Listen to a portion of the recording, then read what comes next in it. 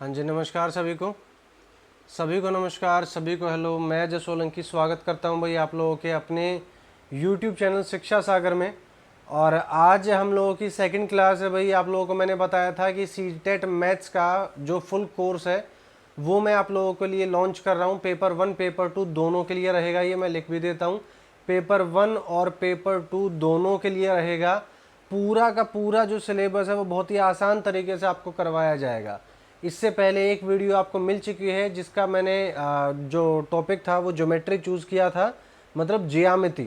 और हिंदी इंग्लिश दोनों में ये जो वीडियोस हैं ये आपको लगातार मिलती रहेंगी। आज दूसरा दिन है आपके मैथ्स के कोर्स का, बहुत ज़्यादा इम्पॉर्टेंट है। तो बिना किसी भी आप कह सकते हैं कि इरेगुलरिटी के हर रोज़ रेगुलर होकर प्रैक्टिस और अपना जो प्रयास है मैथ्स को समझने का ये जारी रखना। तो डे 1 आप लोगों का हो चुका है। आज क्या है, आज आपका डे 2 है। इसी के साथ भाई हम बढ़ते हैं। पिछली बार मैंने आप लोगों को क्या बताया था, पिछली बार मैंने आपको बताया था कि वर्टिकली अपोजिट एंगल क्या होते हैं। तो आज मैं क्या बताऊंगा कि पैरेलल लाइंस जो होती हैं और जो आपके कोण होते हैं उनके बीच जो संबंध है उसके हिसाब से क्या क्या प्रश्न उठते हैं। तो पैरेलल लाइंस को आप क्या बोलते हो, समांतर रेखाएं आप बोलते हो। समांतर रेखा और कोण, तो ये चीज़ आज हम देखने वाले हैं। तो शुरू करते हैं भाई। सबसे पहले तो बात क्या आती है, सबसे पहले बात आती है डायग्राम की। तो एक छोटा सा डायग्राम बना के आपको दिखा देते हैं। डायग्राम है ये एक सीधी लाइन है और इसको काटा दो पैरेलल लाइन है। पैरेलल लाइन किसको बोलते हैं, जैसे इस लाइन का मैंने नाम दे दिया ए बी और इस लाइन का मैंने नाम दे दिया सी डी। तो ए बी जो लाइन है वो सी डी के पैरेलल है। पैरेलल का अर्थ क्या होता है, ये एक दूसरे से हमेशा सेम दूरी पर रहेंगी। मतलब अगर आप इस पॉइंट पर देखोगे, अगर यहाँ दूरी देखोगे, यहाँ अगर 5 सेंटीमीटर है तो यहाँ भी 5 सेंटीमीटर रहेगी। और अगर इन लाइनों को आगे बढ़ा दोगे तो भी आगे 5 सेंटीमीटर लगातार बढ़ती रहेगी। ये लाइनें एक दूसरे को कभी भी ज़िंदगी में किसी भी समय पर किसी भी पॉइंट पर काट नहीं सकती। ये क्या है इनका, ये इनका रूल है। इनको क्या बोलते हैं, इनको आप बोलते हो समांतर रेखाएं या पैरेलल लाइंस। अच्छा, अब ये जो तीसरी लाइन है इसको हम क्या बोलेंगे, इसको बोलेंगे पी क्यू। ये जो पी क्यू लाइन है ये क्या है, ये एक इंटरसेक्टिंग लाइन है। इंटरसेक्टिंग मतलब ये काटने वाली रेखा है। इसने क्या कर दिया, इसे काट दिया। ठीक है, अब हम अलग अलग कोण का नाम रखेंगे। सबसे पहले ये कोण आप मान लीजिए कोण नंबर 1, कोण नंबर 2, कोण नंबर 3 और कोण नंबर 4। सेम इसी तरीके से आगे बढ़ेंगे 5, 6, 7 और 8। अब यहां मैं आप लोगों को एक और नाम बताऊंगा, उसे याद रखना। एक क्या होता है, कॉरस्पॉन्डिंग एंगल, या जिसे हम कहेंगे संगत कोण। ठीक है, इसे याद रखना। इसे आप कैसे पहचानोगे, ध्यान दो कि इस लाइन में एक एंगल आपका क्या बनेगा, एक एंगल आपका बनेगा बी और यहाँ पी की तरफ जाते हुए। सेम इसी तरीके से एक एंगल डी की तरफ से भी आता हुआ बनेगा। मतलब जो, एक बार मैं दोबारा बना के दिखा देता हूँ, यहाँ पर जो कोण आपका यहाँ बना है वो सेम कोण आपका यहाँ भी बनेगा। ठीक है, तो ये क्या है, ये है संगत कोण। ये क्या हो गए आपके कॉरस्पॉन्डिंग एंगल्स। ठीक, आगे बढ़ते हैं भाई, नेक्स्ट देखते हैं।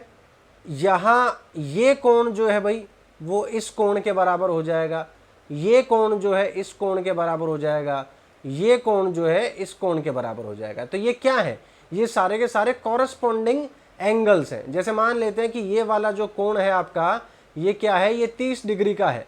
तो सेम ये वाला कोण भी आपका कितने का हो जाएगा, 30 डिग्री का हो जाएगा। तो ये क्या है, क्यों, क्योंकि ये कॉरस्पॉन्डिंग क्या हो गए, कॉरस्पॉन्डिंग एंगल्स हो गए हैं। ठीक, आगे बढ़ जाते हैं भाई, नेक्स्ट चलते हैं। नेक्स्ट चलने के साथ साथ और आप क्या देखेंगे भाई, आप ये देख सकते हैं कि अगर पैरेलल लाइन है, मतलब वापिस से एक और मैं आपको डायग्राम बना के दिखा देता हूँ। जैसे ये एक इंटरसेक्टिंग लाइन है और ये दो पैरेलल लाइन है। तो एक और चीज़ क्या रहेगी, अगर ये दो लाइनें पैरेलल हैं तो ये कोण और ये कोण हमेशा बराबर होंगे। आप ये मान सकते हैं Z के कोण, Z कोण कौन से होते हैं, ये वाले कोण। तो ये Z का जो कोण होगा ये हमेशा क्या होते हैं, इक्वल होते हैं। ठीक, अगर ये 30 है तो ये भी 30 है और ये भी 30 है, और इसकी वजह से क्या हो जाएगा, फिर वर्टिकली अपोजिट होने की वजह से ये भी 30 हो जाएगा। तो इस तरीके से ये 30-30 वाले एंगल आप याद रख सकते हैं। ठीक, अगर आप लोगों को समझने में दिक्कत आ रही है तो वीडियो का ये पार्ट आप रिपीट करके देख सकते हैं। क्यों? क्योंकि कोरस्पॉन्डिंग एंगल बहुत आसान वाली चीज़ होती है, और ये जो मैंने फिलहाल अभी बताया है, ये मैंने आपको क्या बताया है, ये बताया मैंने alternate interior angle. Alternate interior angle किसको बोलते हैं? ये जो जेड वाले कोण होते हैं ना, इसको बोलते हैं ऑल्टरनेट। ALT से ऑल्टरनेट मान लो, ऑल्टरनेट INT से इंटीरियर मान लो, ऑल्टरनेट इंटीरियर एंगल। ठीक है, इनको क्या बोलते हैं? इनको बोलते हैं एकांतर, एकांतर अंतः कोण। ठीक, मेरे हिसाब से देखो इतना मुश्किल आपका टॉपिक नहीं है, तो आप लोग आसानी से समझ सकते होंगे किस तरीके से। जब भी Z बनेगा, जब भी Z बनेगा तो आप लोग क्या करोगे, Z वाले उल्टे कोण को क्या बोलोगे? एकांतर अंतः कोण बोलोगे। क्या बोलोगे? एकांतर अंतः कोण, या फिर आप इसको क्या बोल सकते हो? Alternate, alternate interior angle. ठीक, बहुत आसान है। और अगर X वाला हो, अगर X वाला हो तो क्या बोलोगे? Vertically opposite angle. ठीक, और अगर इस तरीके से हो कि एक लाइन ये है और एक पैरेलल लाइन है, सेम जगह सिचुएशन अगर आपसे पूछी जा रही है, तो ये क्या हो जाएंगे? कोरस्पॉन्डिंग एंगल हो जाएंगे। ठीक, तो इस तरीके से आपको 3 एंगल याद रखने हैं। पहला वर्टिकली अपोजिट एंगल, दूसरा कोरस्पॉन्डिंग एंगल, और तीसरा ऑल्टरनेट इंटीरियर एंगल। तो ये क्या होते हैं भाई? ये हमेशा एक दूसरे के इक्वल होते हैं। बिना सोचे समझे आप ये बात कभी भी बोल सकते हो। ठीक, आगे बढ़ते हैं, नेक्स्ट चलते हैं भाई। किस प्रकार के प्रश्न आप लोगों से पूछे जा सकते हैं? तो अलग अलग प्रकार के प्रश्न आपसे पूछे जा सकते हैं। जैसे एक सवाल आप लोगों को दिखा देते हैं भाई। मान लेते हैं कि एक सीधी सी लाइन बना दी, ठीक है, और इस लाइन के ऊपर इस तरीके से V टिका दिया है। ठीक, अब आप लोगों को कुछ भी बोल देंगे, जैसे मान लो कि ये आपका 30 डिग्री एंगल हो गया, ये आपका मान लो 50 डिग्री एंगल हो गया, तो ये बीच का जो एंगल है ये कितने का होना चाहिए? तो इस तरीके से आप क्या करेंगे, हमेशा देखो ये जो लाइन है सीधे वाली, ऐसा मान लेते हैं ये लाइन है AB। अगर AB बेस है, अगर AB क्या है? बेस है, तो क्या होगा? ये बाकी 3 जो कोण है इनका सम कितना आएगा, इनका जोड़ कितना आएगा? 50 + x + 30 = कितना हो जाएगा? 180। क्यों? क्योंकि ये क्या हो गए हैं भाई, ये आप किस तरीके से आप बोलोगे, आप लीनियर बोल सकते हो, आप लीनियर पेयर आप बोल सकते हो। जैसे कि जो स्ट्रेट एंगल होता है, मतलब 180 का होता है, सीधी जो रेखा होती है वो 180 के कोण को दर्शाती है। अब आप इसके चाहे कितने भी टुकड़े कर लो, कोई फर्क नहीं पड़ता। ठीक है, तो ये क्या होगा, ये मिलकर 180 बनाएंगे। तो यहाँ कितने टुकड़े थे? 3 टुकड़े थे, एक 50 था, एक 30 था, और एक का हमें पता नहीं। तो हम क्या करेंगे, 50 और 30 कितने हो गए? 80।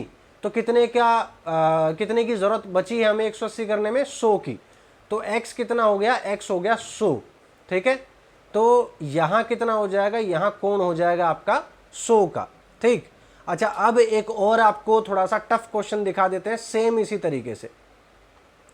मान लो ये आप लोगों के सामने क्वेश्चन है, A, B, C और D, इस तरीके से ये आपकी रेखाएं हैं। ठीक है, अब किस तरीके से, अब आप मान लीजिए कि ये हो गया आपका x + 10, ये हो गया आपका 4x, और ये आपका हो गया 2x - 5।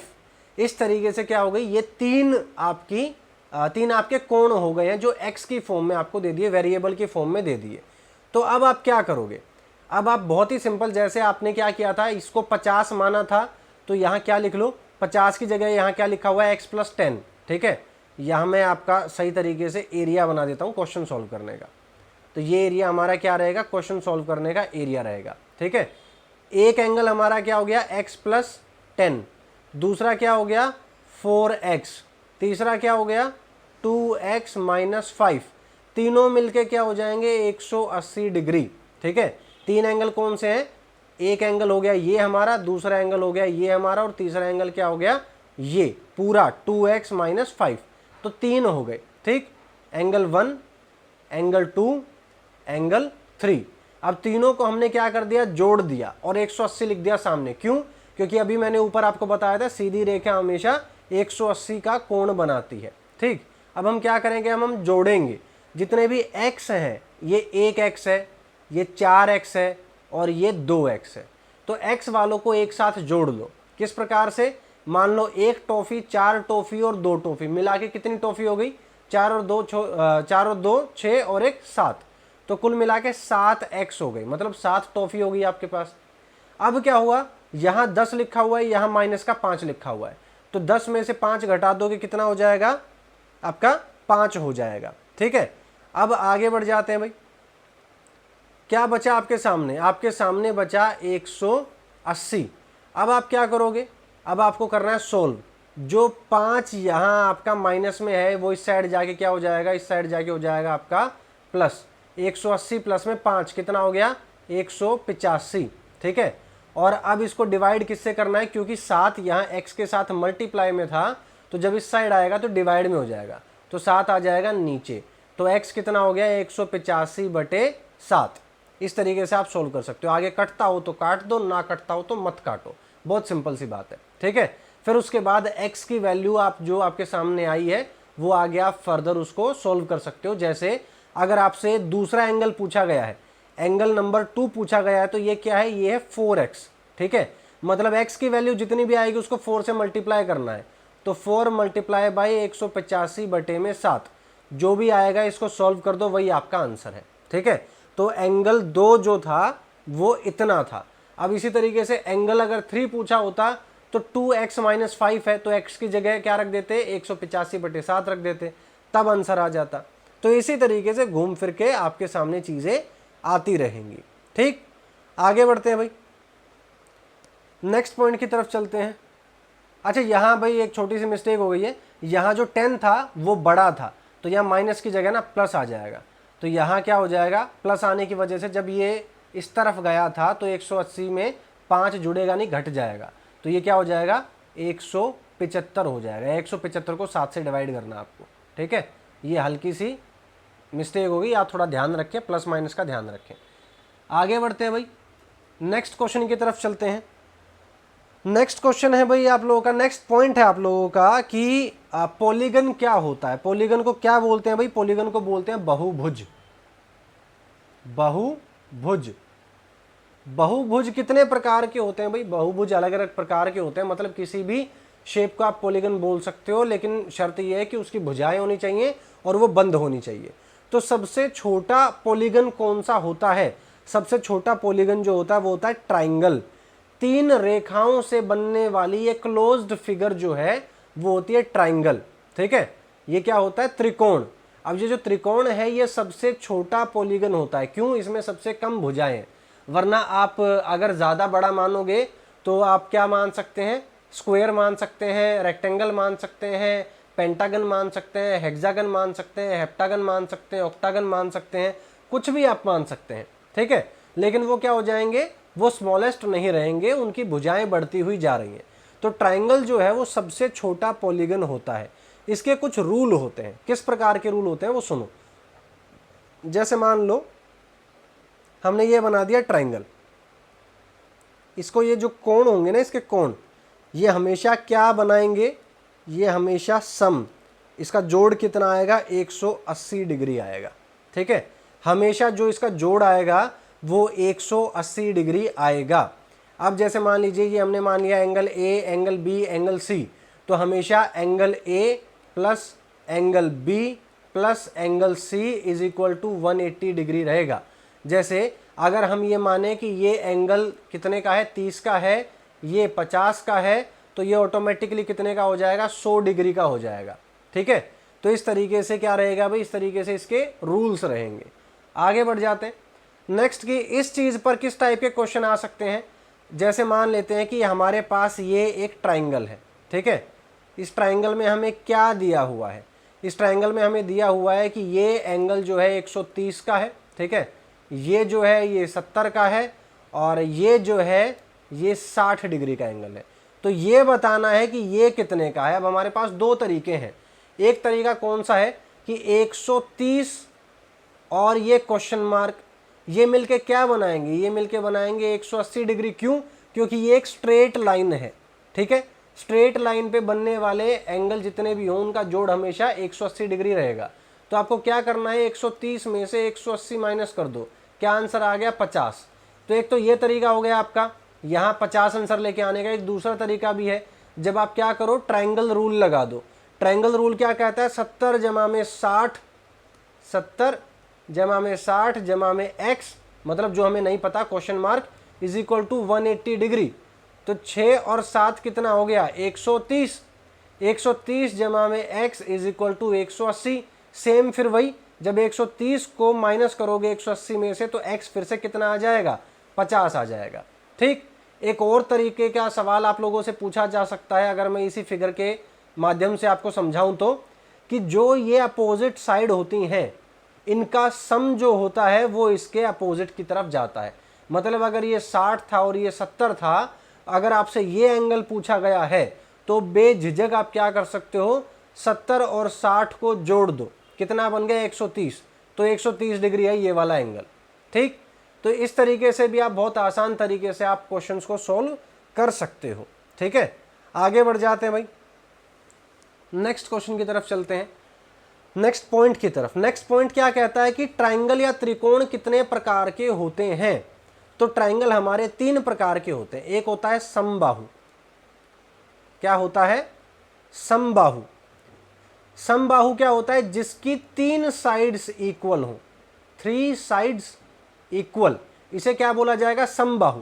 दूसरा क्या होता है, दूसरा होता है आपका आइसोसेलेस। आइसोसेलेस को क्या बोलेंगे हम, समद्विबाहु, जिसकी 2 साइड्स इक्वल हो। ठीक है, उसके बाद है भाई स्केलीन। अब ये जो स्केलीन होता है ये क्या होता है, ये होता है विषम बाहु। विषम बाहु क्या होता है, जिसकी 0 साइड्स इक्वल हो, जिसकी सारी साइड जो है वो अलग अलग मेजरमेंट की हो, कोई भी साइड इक्वल ना हो।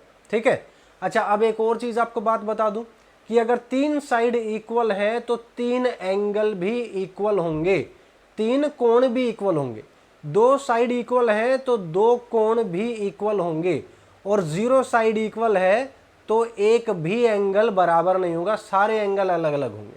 ठीक, ये याद रखना कि 3 भुजा बराबर होंगी और 3 कोण बराबर होंगे, किसके, समबाहु के।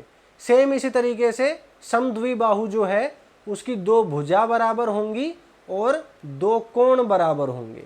सेम इसी तरीके से स्केलीन ट्राइंगल जो होता है उसकी एक भी भुजा बराबर नहीं होगी और उसका एक भी कोण बराबर नहीं होगा, सारे अलग अलग प्रकार के कोण होंगे। ठीक है, अच्छा अब कुछ नियम आपको और बता दिए जाएं ट्राइंगल्स के लिए, ऑलमोस्ट सभी पे लगने वाले ये नियम है, तो सुने ध्यान से। जितने भी त्रिकोण होते हैं, जितने भी ट्राइंगल होते हैं, उनके ऊपर क्या लागू होता है, उनके ऊपर ये, उनके ऊपर क्या नियम लागू होता है भाई, उनके ऊपर नियम लागू होता है कि sum of 2 sides is greater than the third side.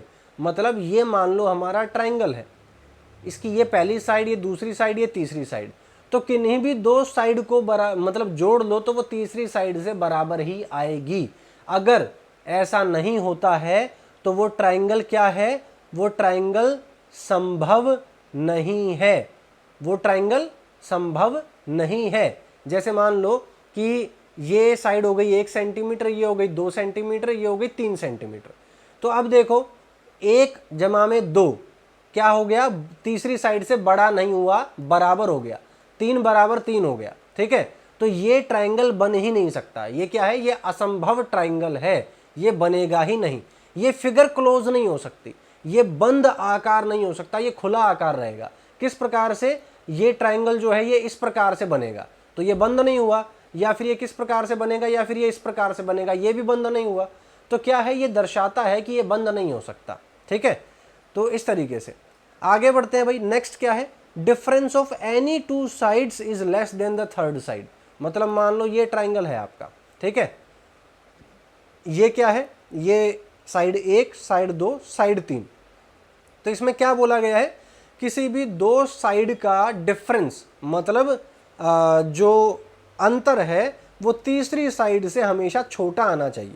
जैसे मान लो मैं 3 में से क्या घटा देता हूं, 2 घटा देता हूं, तो ये क्या आया 1, और तीसरी साइड भी 1 है, तो ये क्या कहता है, ये कहता है कि 1 बराबर 1 हो गया। लेकिन ये तो नियम नहीं कहता ना, तो इस वजह से ये ट्राइंगल क्या है, ये ट्राइंगल संभव नहीं है, ना तो जोड़ की दृष्टि से ना घटा की दृष्टि से, किसी भी दृष्टि से ये ट्राइंगल संभव नहीं है।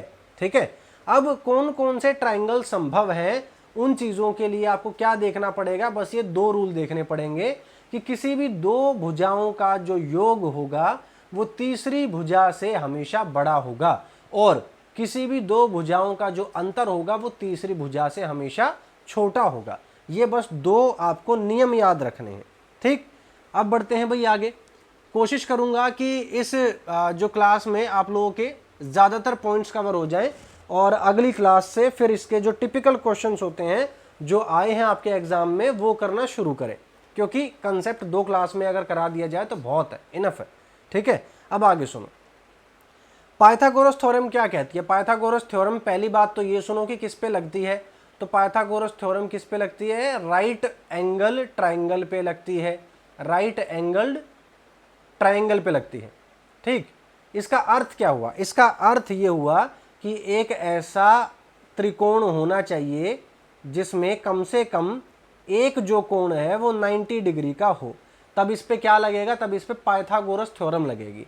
जैसे मान लेते हैं ABC, ये क्या हो गए, ये हमारी पॉइंट हो गए 3। ठीक है, अब यहां देखो ये क्या है, ये है बेस, बेस को क्या बोलते हैं, आधार, जिस पर ट्राइंगल खड़ा है।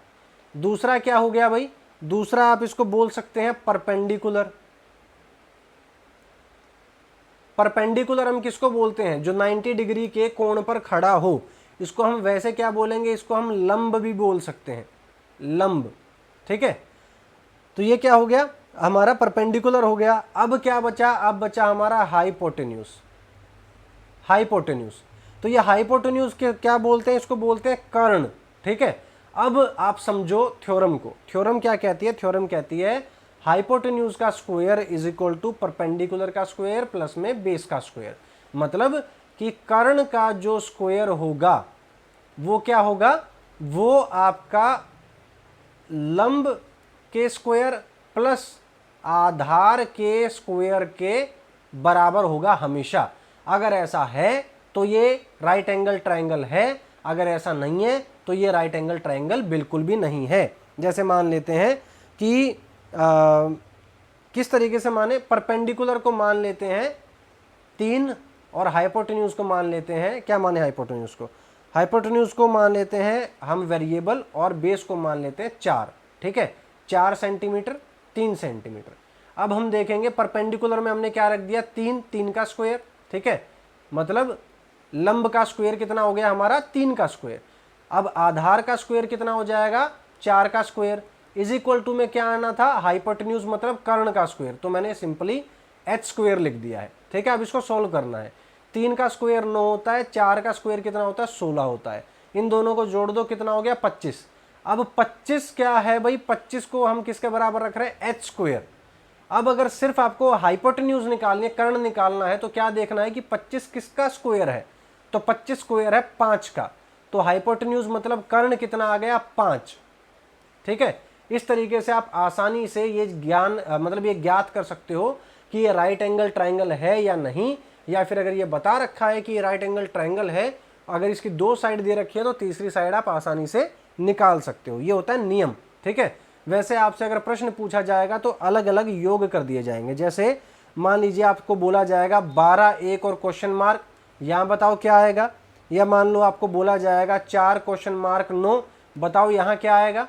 तो इस तरीके से अलग अलग सवाल आपसे पूछे जा सकते हैं। ठीक है, आगे बढ़ते हैं भाई। नेक्स्ट क्वेश्चन देखते हैं कि आप एरिया अगर निकालना चाहते हो किसी भी ट्राइंगल का, त्रिकोण का, तो आप कैसे निकालोगे।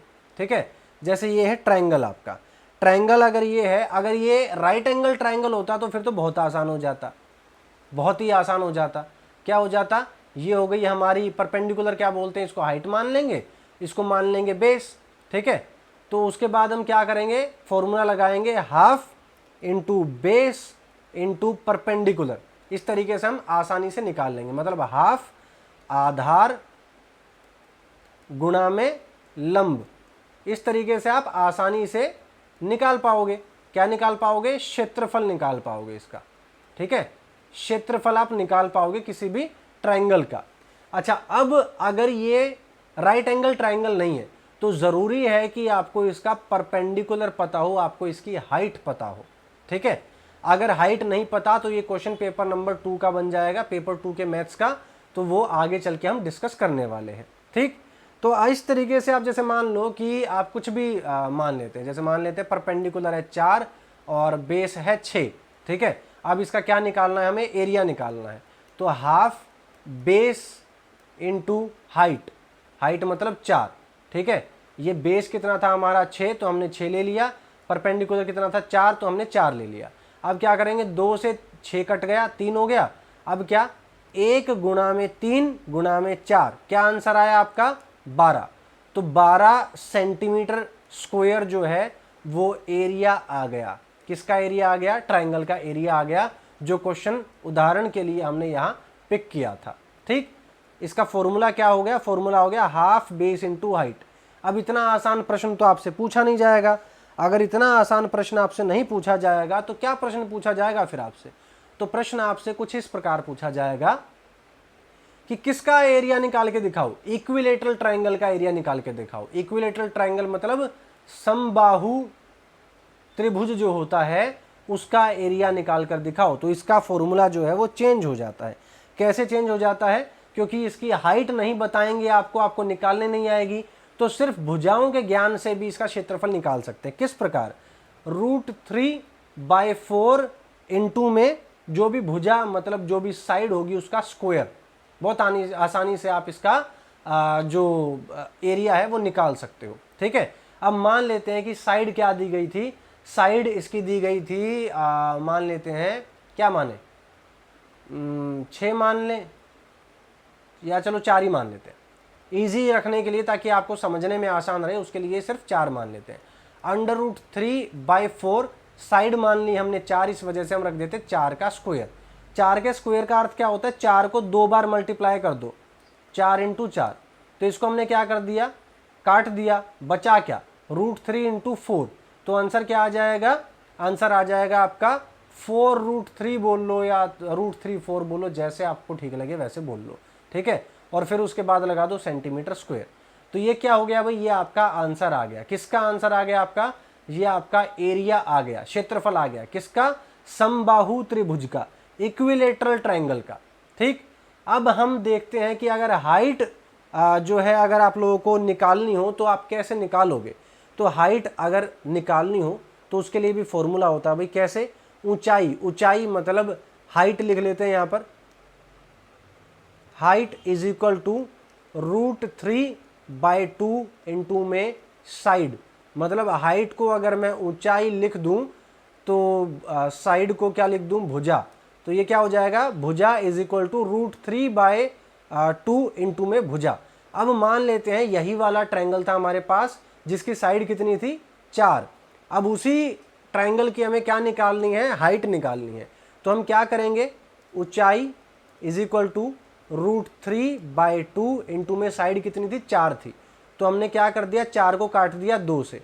तो अब आंसर क्या आएगा, अब आंसर आएगा 2√3 सेंटीमीटर। याद रखना, आप स्क्वायर मत लगा देना। क्यों, क्योंकि सेंटीमीटर स्क्वायर आता है सिर्फ एरिया में, सिर्फ वहां जहां क्षेत्रफल निकालना हो या क्षेत्र निकालना हो। हाइट निकालनी है या लेंथ आधार निकालना है या कुछ भी और कोई भी एक साइड निकालनी है तो उसके लिए सिर्फ सेंटीमीटर का उपयोग किया जाता है। ठीक, उम्मीद करता हूं कि आपको बात समझ में आई होगी। इसी के साथ आज की क्लास के जो कंसेप्ट हैं वो आपके पूरे हो जाते हैं। ठीक है, चलने से पहले आप लोगों को चलो एक चीज आपको मैं रिपीट करके दिखा देता हूं। कौन सी चीज़ रिपीट करके? जो एक क्वेश्चन अपना गलत हो गया था वो करके दिखा देते हैं आपको। कहाँ थे हम, कहाँ थे? यहाँ थे। तो इसके लिए भाई मुझे कंप्लीट जो क्वेश्चन है वो ही इरेज करना पड़ेगा।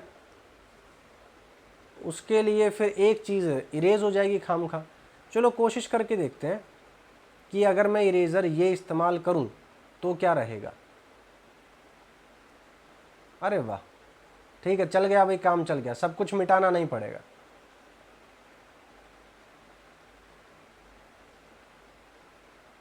ये मैंने इरेज कर दिया। इसको थोड़ा सा मैं रिपीट करके दिखा देता हूं क्योंकि इसमें जल्दबाजी में एक जो पॉइंट था वो गलत हो गया था। ठीक है, अब सुनो ध्यान से। ये हमारे पास क्या था? ये हमारे पास एक सीधी रेखा थी। एक सीधी रेखा पर क्या किया हमने? दो लाइनें डाली, एक ये लाइन डाली, एक ये लाइन डाली। ठीक है, और तीन एंगल बन गए। एक एंगल बन गया ये वाला x+10, एक एंगल बन गया ये 4x, और एक एंगल बन गया ये 2x - 5। तो हमने सेम चीज़ क्या की? हमने सेम चीज़ प्लस कर दी। क्यों?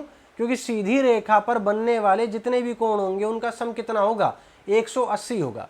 तो 180 मैंने लिखा यहाँ, और बाकी तीनों कोण को जमा में लिख दिया यहाँ, x+10, 4x और 2x - 5। ठीक है, तो अब हम क्या करेंगे? अब हम लिखेंगे भाई x को प्लस करके। यहाँ है 1x, यहाँ है 4x, यहाँ है 2x। तो 4 और 2 और 1 6 कितना हो गया? 7x। ठीक है, अब यहाँ 10 और -5, तो क्या हो जाएगा? 5 आएगा, लेकिन प्लस का आएगा। क्यों?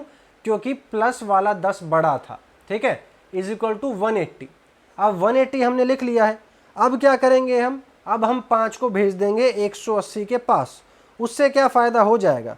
उससे फ़ायदा ये हो जाएगा कि इसका जो मार्क है वो हो जाएगा चेंज, 180 - 5, और ये जो 7 है जो x के साथ मल्टीप्लाई में है उसको अगर इधर भेजेंगे तो हो जाएगा डिवाइड में। ठीक है, अब क्या हो जाएगा भाई? अब इसको माइनस कर दो। किस प्रकार से माइनस करना है? ये हो जाएगा 175 और ये हो जाएगा आपका 7। अब ये डिवाइड हो सकता हो तो इसको डिवाइड कर लो, और ना डिवाइड हो सकता हो तो ऐसे ही छोड़ दो। अब मान लो सवाल में पूछा गया था कि एंगल 2 निकाल के दिखाना है, तो ये वाला एंगल था एंगल नंबर 2। एंगल नंबर 2 क्या है? 4x। ठीक है, तो 4x, x की वैल्यू क्या हो गई? 175/7। तो हम क्या करेंगे? 4 × में 175 बाई में 7। तो इसको सॉल्व कर देंगे। सॉल्व करके अगर कुछ आंसर बिना पॉइंट में आता हो तो बिना पॉइंट में लिख दो, और पॉइंट में आता हो पॉइंट में लिख दो, जैसा ठीक लगे। ठीक है, तो अगर हम इसको डिवाइड करने की कोशिश करेंगे तो क्या आ जाएगा इसका आंसर? इसका आंसर आ जाएगा भाई, मान लो 7 × 2 = 14 बचा 3, और 7 × 5 = और ये क्या आ गया? 25। 25 × 4, तो ये क्या आ गया? 100। तो 100 डिग्री क्या हो गया? 4x। मतलब जो एंगल नंबर 2 है ये आपका कितना हो जाएगा? 100 डिग्री। उम्मीद करता हूं कि अब आपको समझ में आ गया होगा। पूरा सॉल्व करके दिखा दिया आपको। ठीक है, तो ये क्लास भाई आपको कैसी लगी? देखो ऐसा है कि कुछ लोगों को ये क्लास टफ लग सकती है, लेकिन पता है किन को लगेगी? जिनका बिल्कुल ही तो बेस 0 है। मतलब ये मानकर चलो कि अगर ये क्वेश्चन समझने में आपको कठिनाई आ रही है तो आप ये पहचान सकते हैं कि मेरा बेस जो है वो बिल्कुल 0 है। मुझे अत्यधिक प्रयास की ज़रूरत है, अत्यधिक प्रैक्टिस की ज़रूरत है, और अगर अब भी ना जागे तो सीटेट में मैथ्स में स्कोर नहीं कर पाओगे आप। ठीक है, अगर आप लोगों के साथ ऐसा हो रहा है तो जाग जाओ, क्योंकि बहुत जल्दी मैं एक अलग से कोर्स लॉन्च करने वाला हूं जो यूट्यूब पर नहीं रहेगा। ठीक है, तो वो कोर्स किन लोगों के लिए ज़रूरी रहेगा भाई? किन लोगों के काम का रहेगा? जो लोग सच में सच्चे दिल से शिद्दत से मेहनत करके पास होना चाहते हैं। जैसे यूट्यूब पे तो ऐसा है कि एक भी पैसा लगता नहीं है, तो जिसका दिल किया वो आ गया, जिसका दिल नहीं किया वो भी आ गया, बातें करने भी आ गए, पढ़ने भी आ गए। लेकिन जब आपकी जेब से 5 रुपए भी निकलते हैं ना, तो फिर उसके बाद आप बात करने नहीं जाते, आप सिर्फ पढ़ने जाते हो, है कि नहीं? तो इस वजह से वो कोर्स आपका पेड रहेगा और सीरियस कोर्स रहेगा, ताकि आप लोग कोई भी खाम खा की बातें ना करो बीच में। और अगर आप लोगों को होमवर्क दिया जाए तो रोज होमवर्क करो, अगले दिन मुझे आंसर्स बताओ, और जितने जो भी तरीके मैं बताऊं आपको तैयारी करने के वो आप सारे अपनाओ। क्यों? क्योंकि कोई इंसान ये नहीं चाहेगा कि मेरी जेब से 5 रुपए 10 रुपए जितने भी निकले हैं वो बिल्कुल वेस्ट जाए। ठीक है, तो इस उम्मीद के साथ भाई कि आज की क्लास आपको पसंद आई होगी। इस क्लास को करते हैं ओवर, और आपको क्या करना है, ज़्यादा से ज़्यादा लाइक करो, शेयर किया करो भाई क्लास को। जब आप शेयर करोगे तभी ज़्यादा मुझे ऐसा लगेगा कि हाँ ठीक है, ज़्यादा लोगों को ज़रूरत है, ठीक है। और जो भी आपका फीडबैक हो वो आप बता सकते हो। लेकिन वापस से एक बार रिपीट कर दूं, अगर आपको समझ में नहीं आया इतनी आसान क्लास में भी, तो इसका अर्थ क्या है, सीधा सीधा इसका अर्थ ये है कि आप लोगों का जो आधार है, जो बेस है, वो अत्यधिक कमज़ोर है और अब आपको जागने की अत्यधिक ज़रूरत है, ठीक है। तो ध्यान रखें अपना, पढ़ते रहें, हमेशा आगे बढ़ते रहें, प्रैक्टिस करें मैथ्स के क्वेश्चंस की। मैंने बताया था रोज के 10 पेज भरने हैं, है कि नहीं। अपने सिलेबस से रिलेटेड 10 पेज भरो, 10 पेज पे चाहे कितने भी क्वेश्चन सॉल्व करो, चाहे 2 सवालों में 10 पेज खत्म कर दो या फिर 50 सवालों में 10 पेज खत्म करो, वो आपकी इच्छा है, लेकिन 10 पेज कर लो मेरे कहने से, ठीक है। तो टेक केयर, गुड बाय, मिलते हैं आप लोगों से नेक्स्ट क्लास में। तब तक के लिए पढ़ते रहो, रिवाइज करते रहो।